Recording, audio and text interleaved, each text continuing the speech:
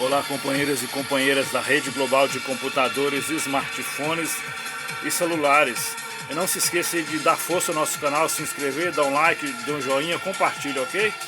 Estamos diante aqui de uma caixa de som amplificada da Mondial, ok? Segundo o fabricante, possui 250 watts RMS de potência, mas não chega a isso tudo não, ok? Essa potência é fantasia. Ela produz muito menos potência, ok? Né? É possível ligar através de via Bluetooth, né? Essa caixa, ligar duas caixas, ok? Essa, né?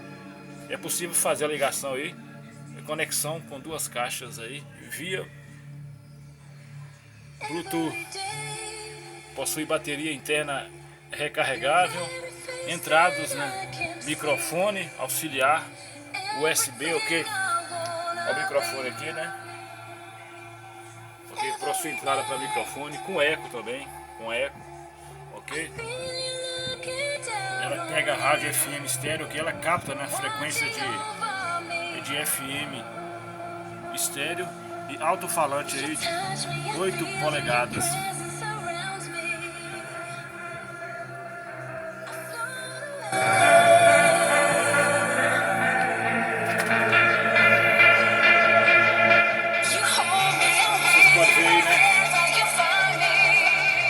Vocês podem ver aí, né? É o painel dela, ok? Minha entrada USB, o pendrive, entrada para microfone, a chave, né? Power, liga, desliga, né? Mas também ela tem luzes, né? Flashlight, né? Ela tem aí flashlight.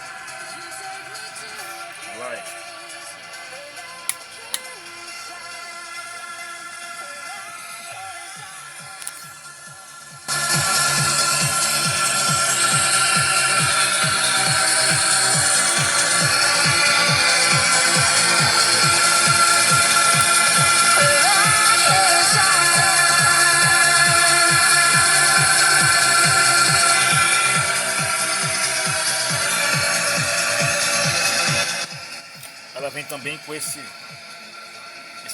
cabinho, né? Com dois plug, né? Plug P2, já vem com ela, né?